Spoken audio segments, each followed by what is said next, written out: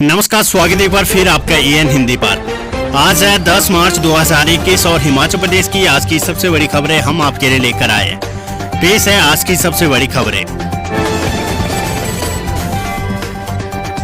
मुख्यमंत्री जयराम ठाकुर बोले, दूसरी ग्राउंड ब्रेकिंग में जमीन पर उतरेंगे पर्यटन विभाग के 47 प्रोजेक्ट। राज्य सरकार की तरफ से की जाने वाली दूसरी ग्राउंड ब्रेकिंग में पर्यटन विभाग के 47 प्रोजेक्ट जमीन पर उतरेंगे, जिनकी लागत 1341.53 करोड़ रुपए है। अब तक 4775.69 करोड़ के 123 प्रोजेक्टों को धरातल पर उतार दिया गया है। मुख्यमंत्री जयराम ठाकुर ने विधायक सुखविंदर सिंह सुक्खू की ओर से पूछे गए प्रश्न के लिखित उत्तर में ये जानकारी दी है। उन्होंने कहा कि गत 3 वर्ष के दौरान पर्यटन विभाग की तरफ से पर्यटन इकाइयां विकसित करने के लिए 9 जिलों में 259 समझौता ज्ञापन हस्ताक्षर किए गए हैं। उन्होंने कहा कि जिन समझौतों पर हस्ताक्षर किए गए उनकी लागत 17,930.76 करोड़ रुपए है। आज की कोरोना वायरस अपडेट। हिमाचल में कोरोना से 2 लोगों की मौत, 45 नए पॉजिटिव मामले। हिमाचल प्रदेश में कोरोना से मौतों का सिलसिला जारी है। मंगलवार को कोरोना से फिर से 2 लोगों की मौत हो गई। इनमें पहली मौत आईजीएमसी में 66 वर्षीय व्यक्ति की हुई। ये व्यक्ति कोटी कोटखाई का रहने वाला था। इसे 3 मार्च को आईजीएमसी में भर्ती किया गया था। ये निमोनिया से ग्रसित था। वहीं दूसरी मौत जिला कांगड़ा में 54 वर्षीय व्यक्ति की हुई है। प्रदेश में अब तक कोरोना से 992 लोगों की मौत हो चुकी है। वहीं प्रदेश में कोरोना के 44 नए मामले सामने आए हैं। संक्रमितों में बिलासपुर के 4, चंबा का 1, हमीरपुर के 2, कांगड़ा के 13, कुल्लू के 2, मंडी में 2, शिमला के 7, सोलन के 2 और ऊना में 12 मरीज शामिल हैं। खबर स्कूल शिक्षा बोर्ड धर्मशाला से जुड़ी हुई डीएलएड की सीट छोड़ने पर अभ्यर्थी को अब दोबारा नहीं मिलेगा मौका। 2 वर्षीय diploma in elementary education DElEd में काउंसलिंग के दौरान सीट मिलने के बाद उसे उपस्थिति दर्ज न करवाने वाले अभ्यर्थियों को दोबारा सीट नहीं मिलेगी। हाल ही में हुई काउंसलिंग के दौरान दूरदराज के क्षेत्रों और निजी शिक्षण संस्थानों में मिल रही सीटों पर अभ्यर्थी उपस्थिति दर्ज नहीं करवा रहे हैं। इन अभ्यर्थियों को अब दोबारा डीएलएड की सीट हासिल करने का मौका नहीं मिलेगा।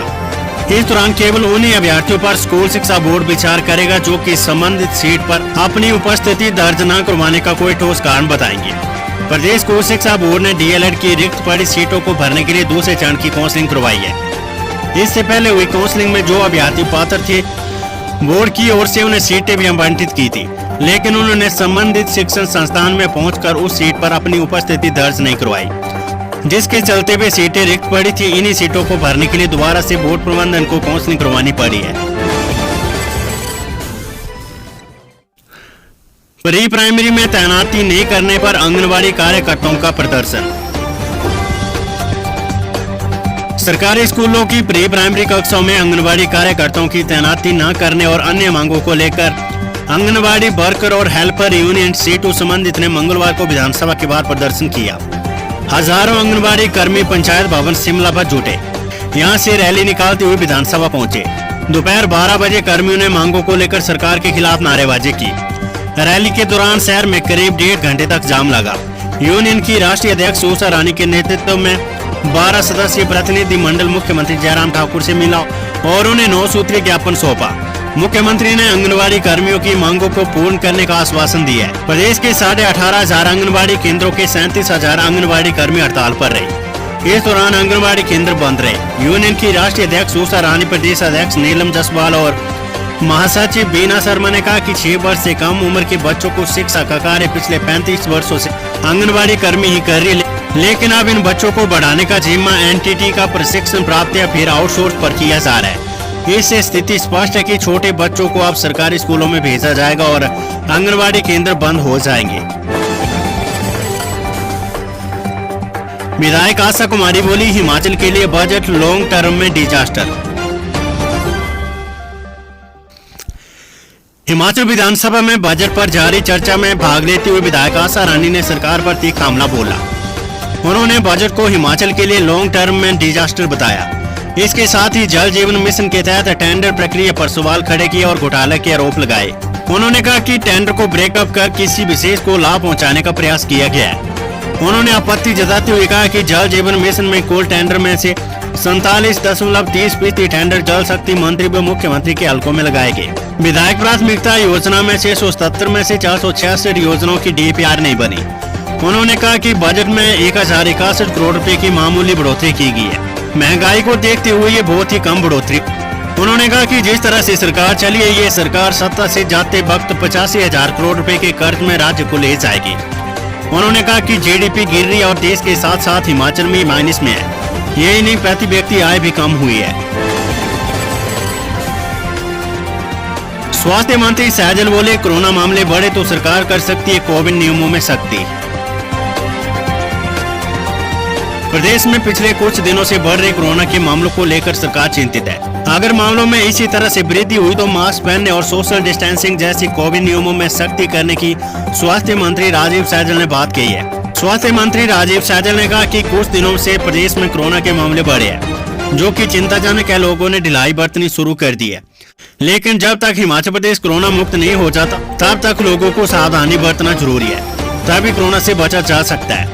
हालांकि कोविड टीकाकरण अभियान भी चल रहा है और हिमाचल प्रदेश में 1.25 लाख लोगों को कोरोना का टीका लग चुका है, लेकिन फिर भी लोगों को अभी सावधानी बरतने की जरूरत है। खबर Himachal Pradesh public service commission से जुड़ी हुई असिस्टेंट मैनेजर के पदों के लिए आयोजित परीक्षा का परिणाम घोषित। हिमाचल प्रदेश राज्य सहकारिता विभाग के अंतर्गत राज्य सहकारिता बैंक लिमिटेड में असिस्टेंट मैनेजर के पदों को भरने के लिए आयोजित ऑब्जेक्टिव टाइप परीक्षा का परिणाम घोषित कर दिया गया है। 24 पदों के लिए आयोजित हुई इस परीक्षा में 103 उम्मीदवार उत्तीर्ण हुए हैं। हिमाचल प्रदेश लोक सेवा आयोग ने मंगलवार को परिणाम घोषित कर वेबसाइट पर उपलब्ध करवा दिया है। उत्तीर्ण हुए उम्मीदवार पर्सनैलिटी टेस्ट सख्ताकार के लिए क्वालिफाई हुए हैं। पर्सनैलिटी टेस्ट आगामी 15 से 20 मार्च तक आयोजित होंगे।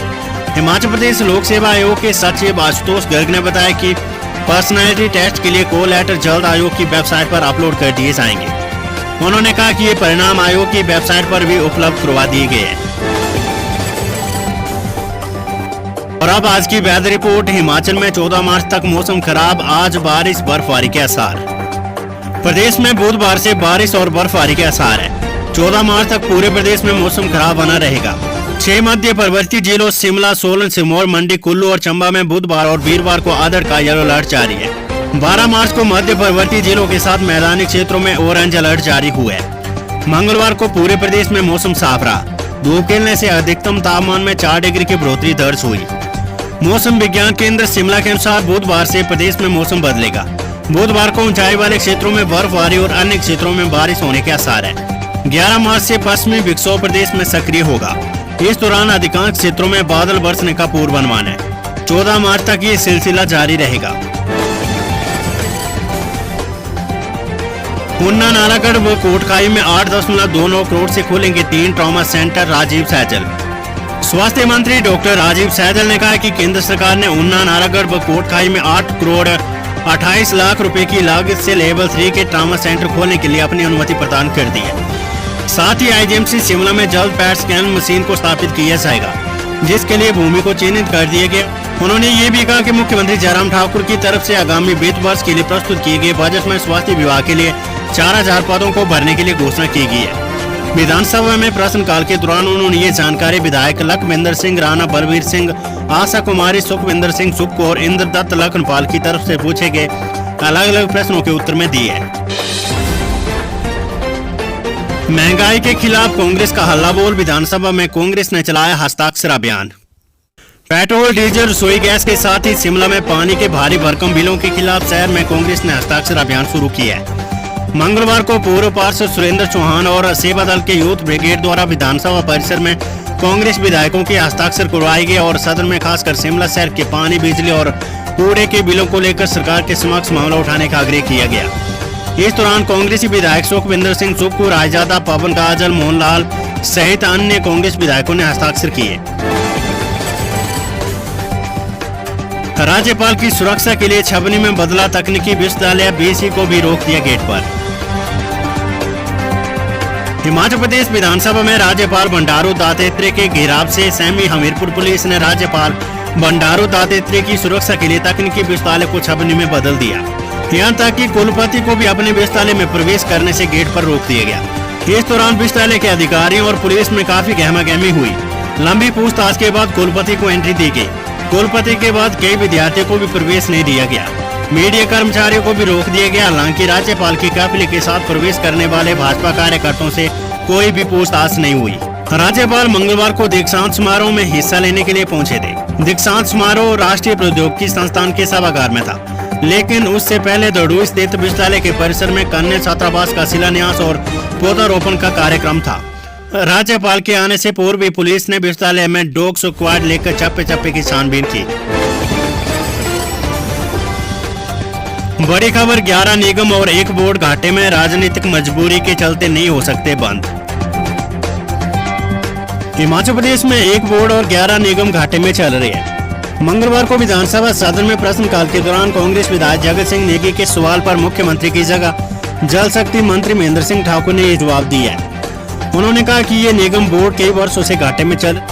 उन्होंने कहा कि इस दौरान कई पार्टियों की सरकारें आई और गई, कार्यकर्ताओं को एडजस्ट करने और राजनीतिक मजबूरी के चलते इन्हें बंद नहीं किया जा सकता। ये प्रथा पुरानी और ये जारी ही रहेगी।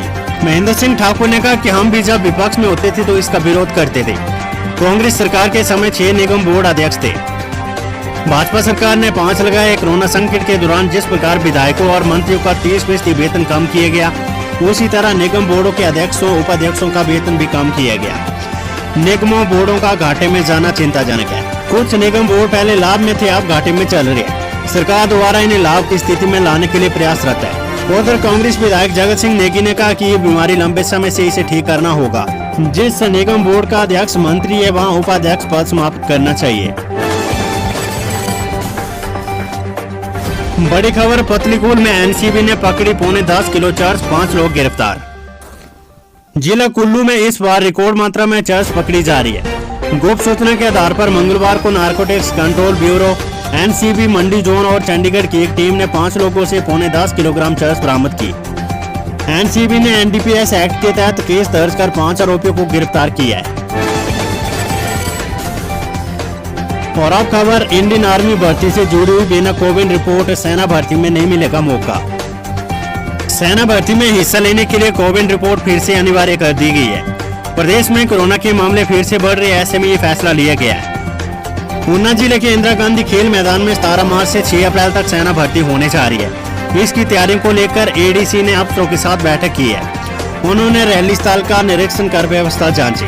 उन्होंने हिबूडा के अधिकारियों को 14 मार्च तक रैली स्थल पर फेंसिंग का कार्य पूरा करने को कहा है। एडीसी डॉक्टर अमित कुमार शर्मा ने कहा कि भर्ती के दौरान कोविड-19 संक्रमण से बचाव के लिए जारी हिदायतों की अनुपालना सुनिश्चित की जाएगी।